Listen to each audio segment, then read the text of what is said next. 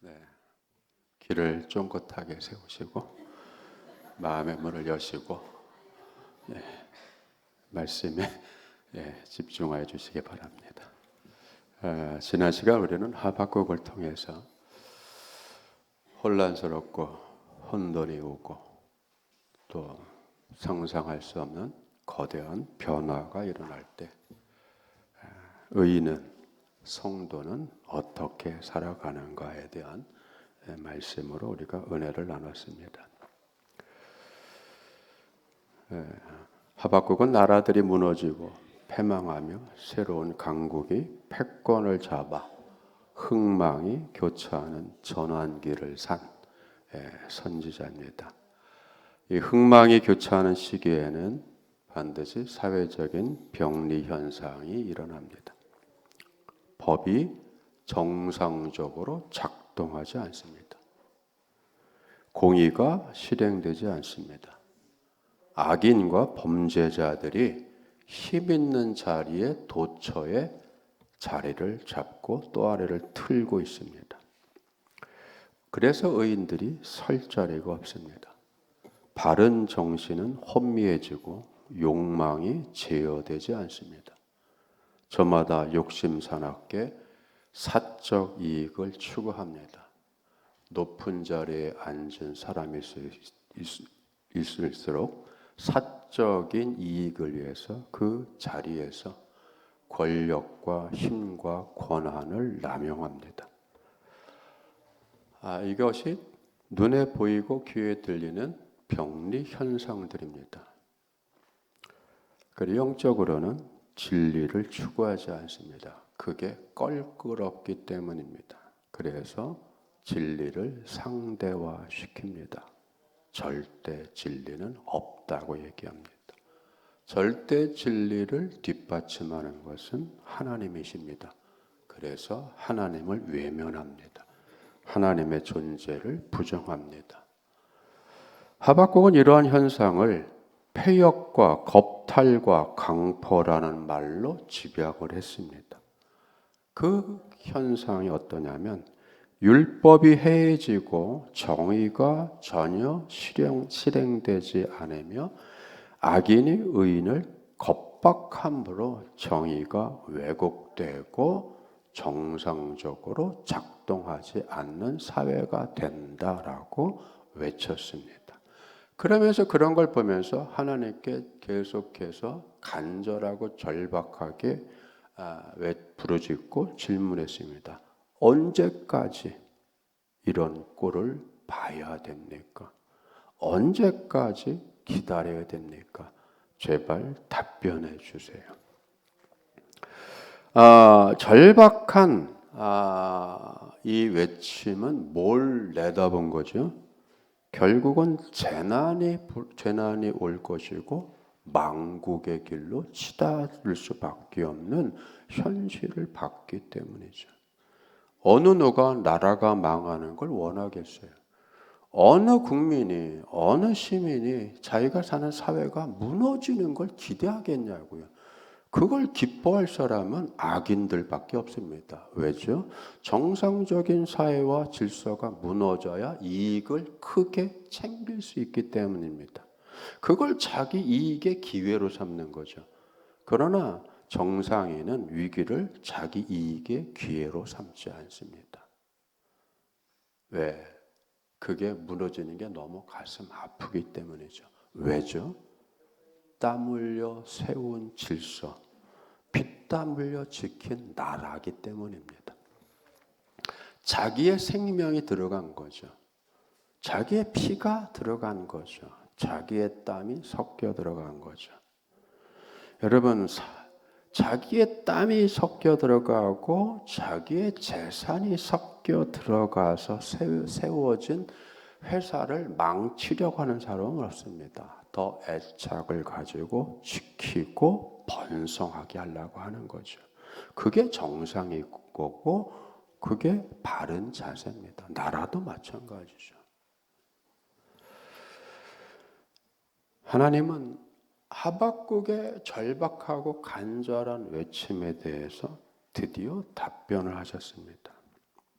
하박국은 하나님의 말씀을 기다리면서 질문과 기도로 매달린 그것에 대해서 하나님은 유다 왕국을 더 강하고 포악한 바벨론 제국을 통해서 심판하겠다라고 하셨어요.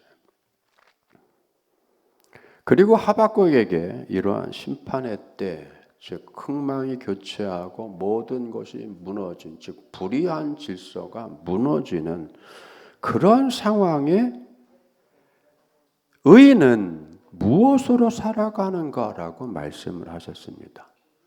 의인은 믿음으로 말미암아 살리라. 짜딕 베 에문나트 이흐에, 짜딕 의인은 에문나트 믿음으로 이흐에 살아남는다, 존재한다, 살아간다. 여러분이죠.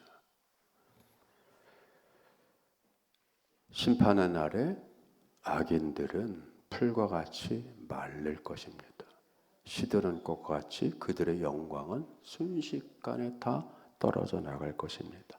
그러나 하나님을 의지하며 그 말씀에 순종하여 살아가는 의인, 성도는 그 신실함, 그 성실함 자체로 인하여서 살아남는다라고 하는 것입니다. 우리는 성실 자체가 되어야 돼요. 신실 자체가 되어야 돼요. 믿음 자체가 되어야 되고 삶의 기도 자체가 되어야 돼요. 그 자체의 성실함으로 인해서 우리는 하늘이 무너져도 우리는 살아남고 솟아나는 겁니다. 하나님은 하박국에게 세상이 아무리 혼란스럽고 정의가 사라지고 포악한 일들이 벌어지고 법질서가 무너져서 선량한 사람들이 피해를 본다 할지라도 의인은 믿음으로 살아남는다는 사실을 깨우쳐 주셨습니다. 누가 의인과 성도들을 붙잡아주고 뒷받침해 주시죠? 신실하고 성실하신 하나님께서 그렇게 하시는 겁니다. 그래서 의인은 믿음으로 산다. 다시 말하면 의인은 하나님으로 인하여 살아남는다. 하박국은 그가 그토록 기다리고 기다렸던 하나님의 답변을 통해서 참 깊은 깨달음을 가진 거예요. 의인은 풍성한 식량으로 사는 게 아닙니다. 재산이 많아 환난 때에 모면하고 살아남는 것이 아닙니다. 그렇죠? 무화과 나무에 열매가 없고 외양간에 소가 없어도 밭에 거둘 것이 없어도 난 여호와로 기뻐하고 즐거워하리가 그거예요. 그렇죠? 깨달은 거죠. 아, 세상은 돈으로만 사는 게 아니구나. 권력이 있다고 살아가는 것이 아니구나. 하나님으로 인해 살아간다. 굉장히 높은 차원의 깨달음이죠.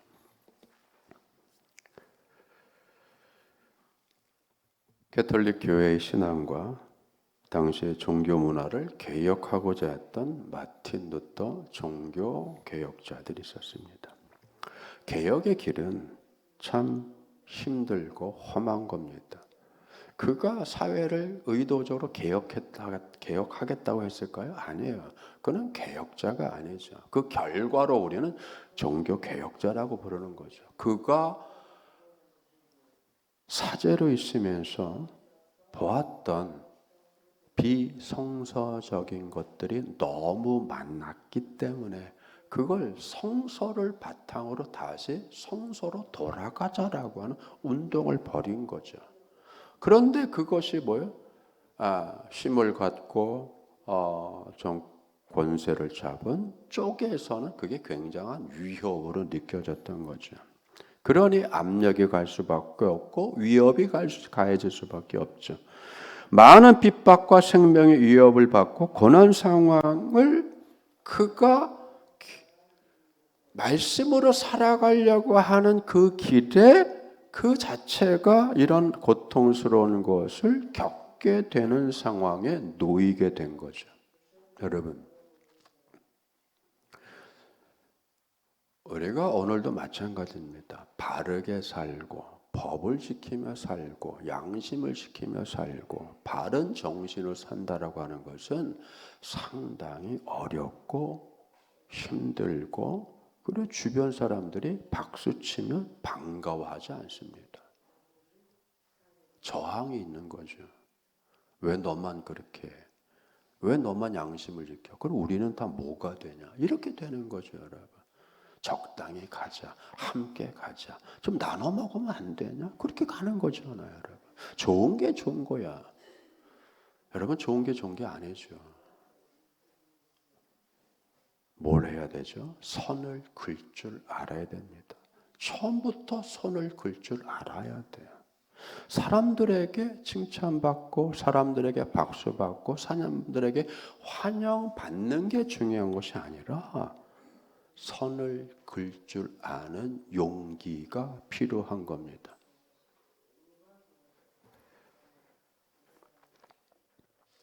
그 어렵고 힘든 상황 속에 루터는 계속해서 성서를 연구하면서 독일어로 번역을 합니다. 히브리어를 연구하면서 구약 성서를 라틴어가 아닌 자국어인 독일어로 번역을 합니다. 헬라어로 된 신약 성서를 라틴어가 아닌 독일어로 번역을 합니다. 고대어, 죽은 언어를 되살려서 문법 체계를 정립을 하면서 그거를 자기가 쓰는 독일어로 번역을 한다는 것은 어마어마한 난관과 어려움과 창조력이 필요하고 고대 언어에 대한 어마어마한 식견과 공부가 필요한 겁니다. 그걸 해냅니다. 언제 해내요? 고난받을 때, 어려움 받을 때, 생명의 위협을 당할 때에 그가 그런 고난과 어려움과 위협과 핍박 속에서 조용히 그 위기 속에서 하나님을 만나며 하나님의 말씀을 번역해냅니다. 어마어마한 은혜를 받죠. 어마어마한 힘을 얻죠. 하늘이 열리는 것과 같은 체험을 갖는 거잖아요.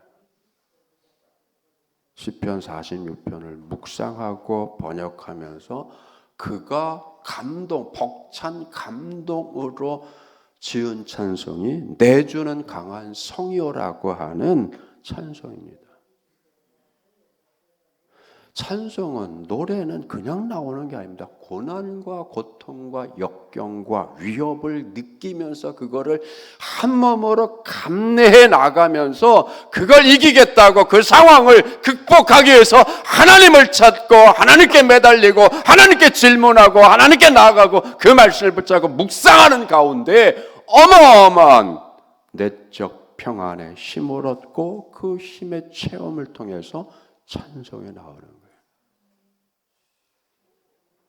그래서 500년이 지나고 600년이 지나도 후세 성도들에게 어마어마한 영감을 주는 겁니다. 위로의 영감을 주죠. 용기의 영감을 주죠. 견딜 수 있는 인내의 영감을 주죠. 막힌 곳을 뚫고 갈 수 있는 돌파력의 영감을 주게 되는 겁니다.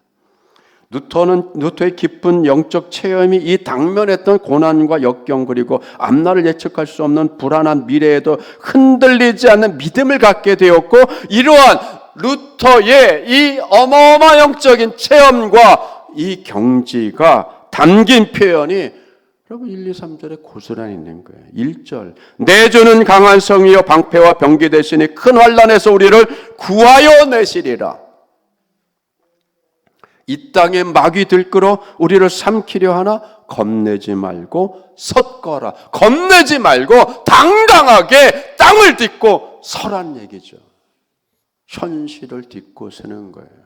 고난의 현실을, 고통의 현실을, 말도 안 되는 현실을 딛고 당당히 서서 진리로 나아가는 겁니다. 하나님의 피난처 되심과 큰 도우심을 루터는 강력한 성, 강한 성이라고 번역을 한 거예요. 방패와 병기라고 번역을 한 거죠. 놀랍잖아요, 여러분. 여러분에게 뭐가 힘이 됩니까? 말씀이 힘이 돼야 되죠. 여러분에게 뭐가 방패와 같이 세상을 이들을 막아내는 것이 있어야 되겠어요? 믿음이죠, 여러분. 하나님에 대한 강력한 믿음이죠. 오늘 우리는 격변의 시대를 살고 있습니다. 그죠? 격변의 시대를 살기 때문에 이 불안과 불특정하고 앞날을 예측할 수 없는 그러한 상황을 어디에 담아서 우리가 얘기합니까? 안보죠, 안보. 여러분, 안보예요, 안보. 안보란 단어가 다 붙어요. 식량 작업이 우리는 안 되잖아요. 우리나라는 식량 작업이 안 돼. 그러니까 뭐가 문제죠? 식량 안보가 문제가 된 거죠. 쌀 조금 외에는 자급률이 바닥이잖아요. 다 사와야 돼요. 보리 사와야 되지, 밀 사와야 되지, 콩 사와야 되지, 옥수수 사와야 되지. 안 사오는 게 어디 있어요? 배추도 사오는데. 안 보죠, 여러분. 그게 안정적인 공급이 안 되잖아요. 지속적인 산업 활동을 위해서 뭐가 필요해요? 에너지가 필요하죠. 그러니까 에너지 안 보죠. 에너지를 안전적으로 계속 공급받을 수 있는 것이 없잖아요. 석유 사와야 되죠. 천연가스 사와야 되죠. 석탄 사와야 되죠. 안 사오는 게 어디 있어요? 그런데 우리는 삶 속에서 어마어마한 전기를 써야 됩니다. 반도체 만드는데 엄청난 전기, 자동차 만드는데 전기, 전기가 안 들어가는데 어디 있어요? 평택에 있는 삼성 반도체 공장의 1년 전기 요금이 1조 원입니다. 전기 요금이 조 단위로 넘어가요. 안정적으로 전기를 공급해 줘야 되잖아요.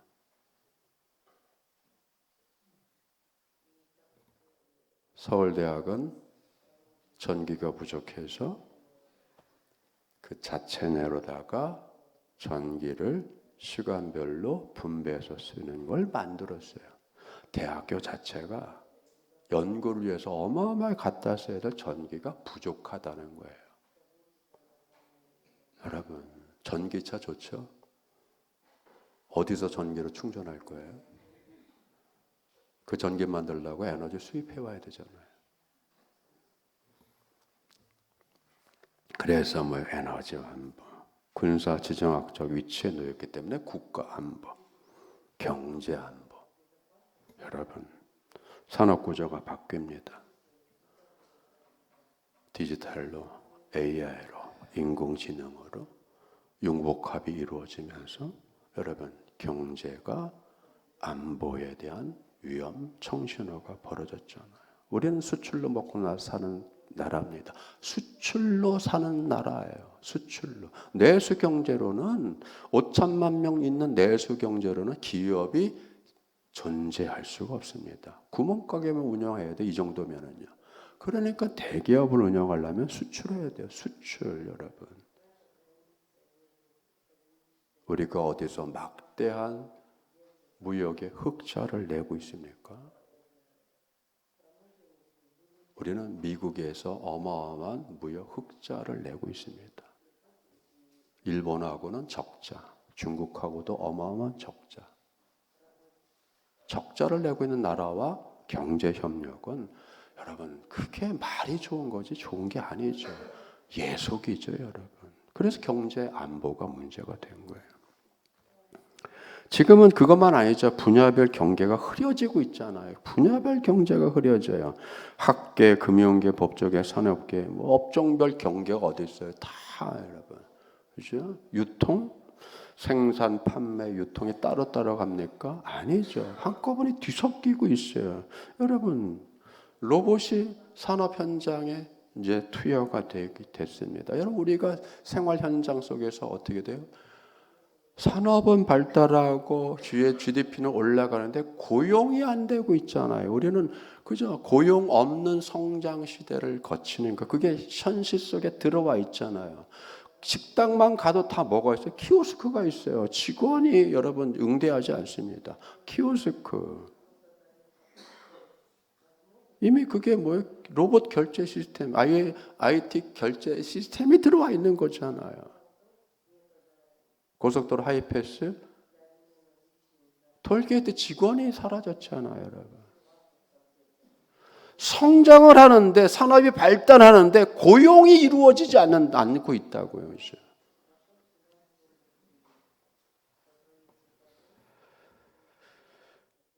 카카오는 은행, 증권 여기까지 사업을 확장했습니다. 커피를 전문으로 판매하는 스타벅스는 한국에서 소비자들의 의견으로 만든 사이렌 오더가 전 세계적으로 이용되면서 그 디지털 선결제 머니가 어마어마하게 쌓여서 은행업을 합니다. 커피 회사가 은행까지 해요. 그게 커피뱅크예요. 여러분 이렇게 경계가 그냥 같이 무너지고 흐려지고 융합되어져 갑니다. 더 심화될 거예요. 그렇죠?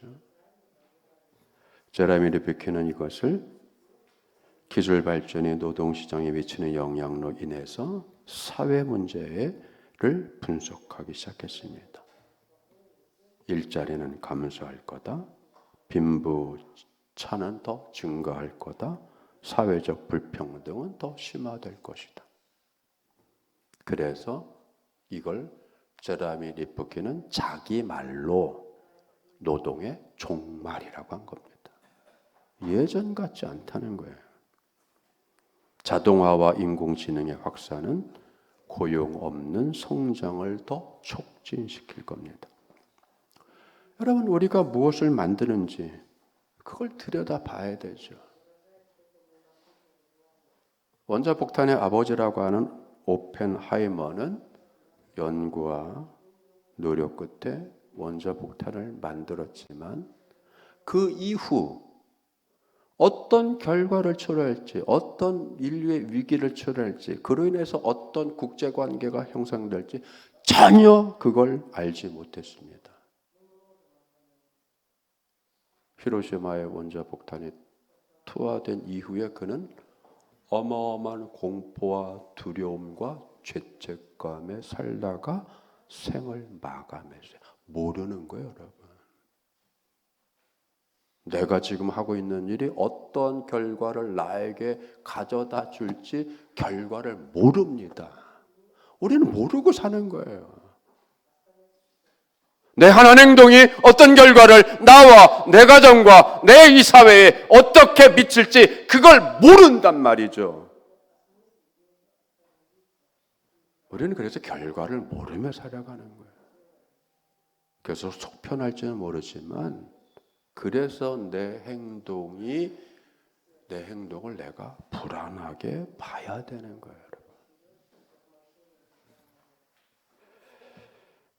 여러분, 인간의 욕망을 표현하는 말이 한 단어가 뭐죠?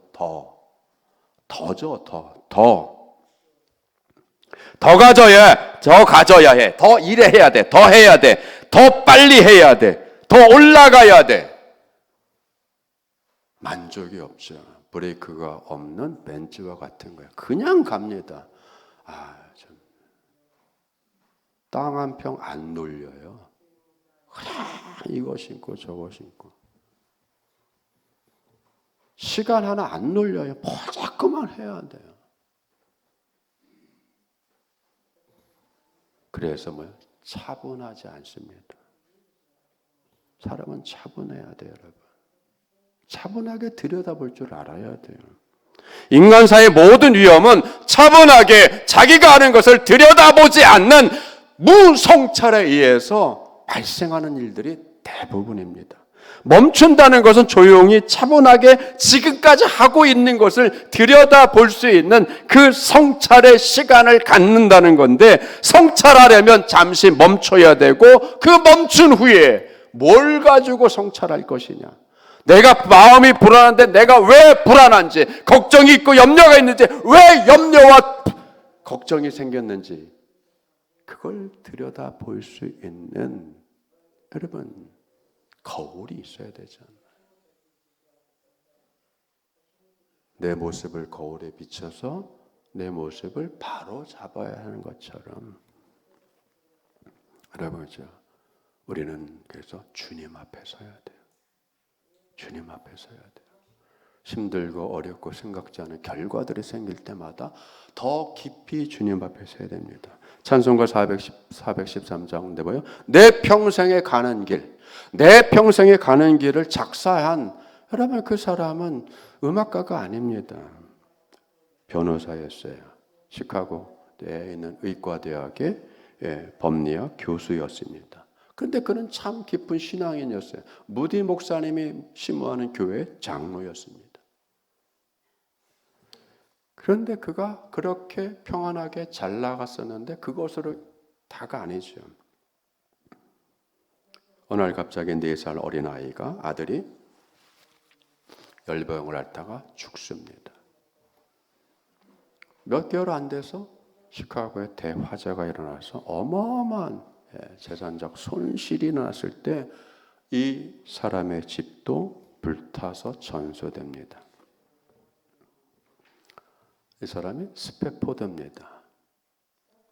그런데 교회도 불탔어요. 그렇게 애착을 갖고 봉사했던 교회까지 불탔습니다. 시리에 쳤죠. 무디 목사님을 도와서 교회 새로 건축해야 됩니다 해서 동분서주했어요. 그런 와중에 다 피곤해집니다. 그의 부인 애나 스페포드도 힘들고, 왜? 아들도 잃어버렸는데 교회도 불타서 그것도 세워야 되는데 동분서주 같이 하다 보니까 힘들고 어렵고 병나게 생겼습니다. 그래서 남편 스페포드가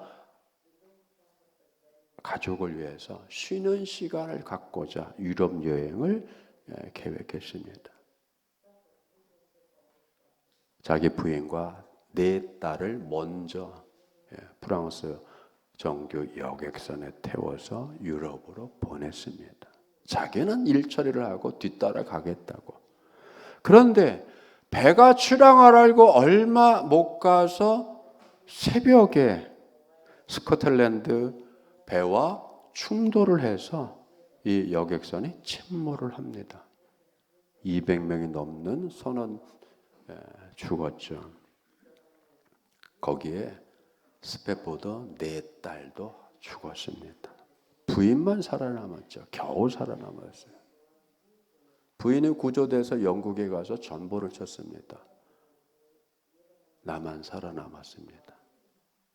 여러분, 아들을 보내고 4딸도 좋은 계획인데 여행을 통해서 휴식을 하고 힘을 얻자고 위로받자고 보냈던 그 여행에 참담한 상황에 처해서 그럼 바다에서 수장이 됐단 말이죠. 얼마나 가슴이 아프고 찢어지겠어요. 삶은 그런 거죠, 여러분.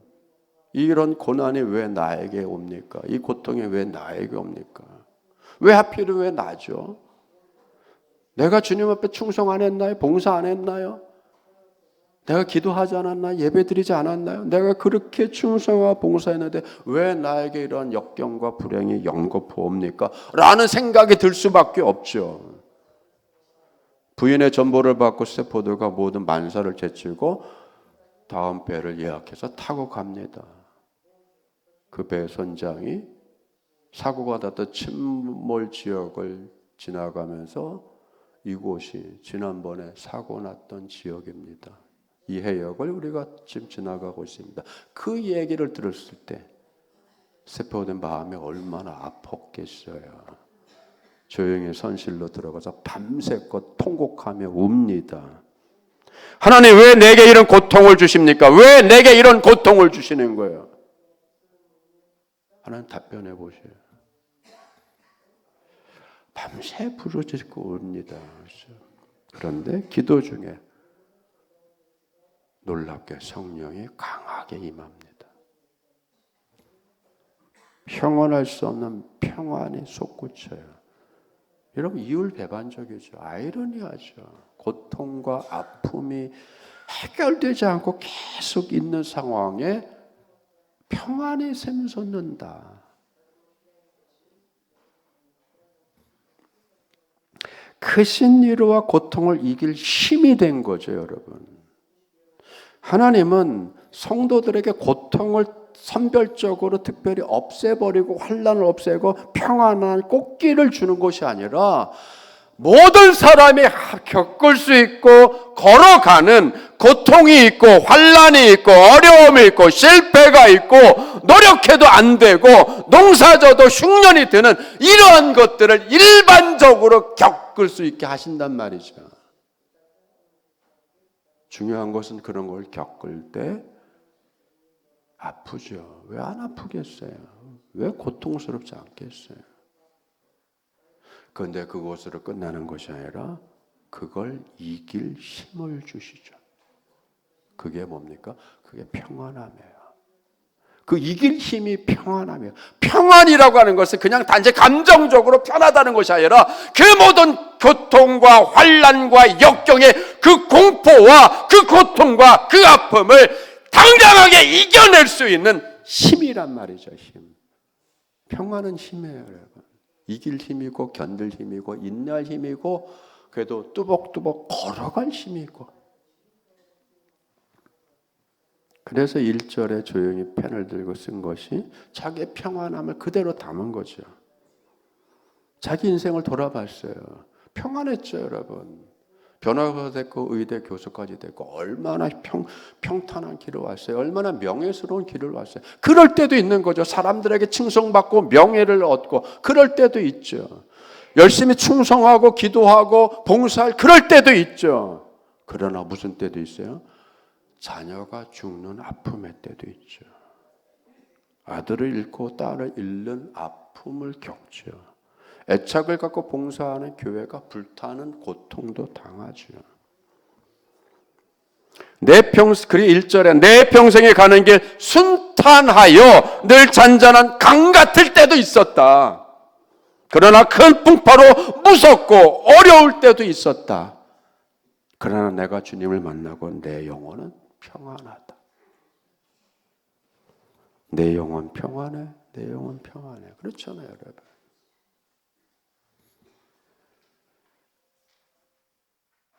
밖을 내다보면서 여러분 하늘 보면 뭐 구름을 보면서 저 공중에 구름이 일어나며 큰 나팔이 울 때 주 오셔서 세상을 심판해도 내 영혼은 평안해.